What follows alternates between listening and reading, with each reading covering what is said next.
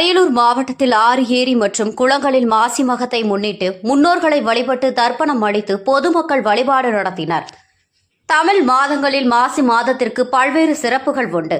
மாசி மாதத்தில் மகம் நட்சத்திரம் வரும் நாளை மாசி மகம் என்று முன்னோர்கள் கொண்டாடியதுடன் அன்றைய தினம் ஆறு மற்றும் குளங்களில் நீராடி பாவங்களை போக்கி புண்ணிய பலன்களை பெறுவதை பொதுமக்கள் ஐதீகமாக கொண்டுள்ளனர். மேலும் முன்னோர்களை வழிபட்டு தர்ப்பணம் அளிப்பது பல ஜென்ம பாவங்களிலிருந்து விடுதலை கிடைக்கும் என்பதும் ஐதீகம். இன்றைய தினம் அரியலூர் மாவட்டத்தின் தென் எல்லையாக ஓடும் கொள்ளிட ஆற்றங்கரையில் உள்ள திருமானூர் அணைக்கரை மற்றும் வட எல்லையாக உள்ள வெள்ளாற்று கரைகளை ஒட்டியுள்ள பல கிராமங்களிலும் மற்றும் கிராமங்களில் உள்ள ஏரிகள் மற்றும் குளங்களில் மாசி மகத்தை முன்னிட்டு முன்னோர்களுக்கு பொதுமக்கள் தர்ப்பணம் அளித்து திதி கொடுத்து வழிபாடு செய்தனர்.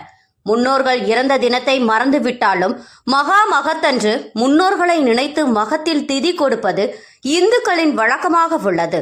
மறைந்த தங்களது முன்னோர்களுக்கு ஆறு, ஏரிக்கரை, குளம் போன்ற இடங்களில் சிவாச்சாரர்களை கொண்டு வாழை இலையில் பச்சரிசி, எள்ளு, தேங்காய், காய்கறிகள், கீரை வகைகள், பூக்கள் உள்ளிட்டவை வைத்து தர்பை நான் அணிந்து படையலிட்டு முன்னோர்களின் ஆன்மா சாந்தியடையவும் தங்களுடைய பாவங்கள் நீங்கி தாங்களும் தங்களுடைய சந்ததியினரும் நலமாக வாழ வழிபாடு செய்தனர்.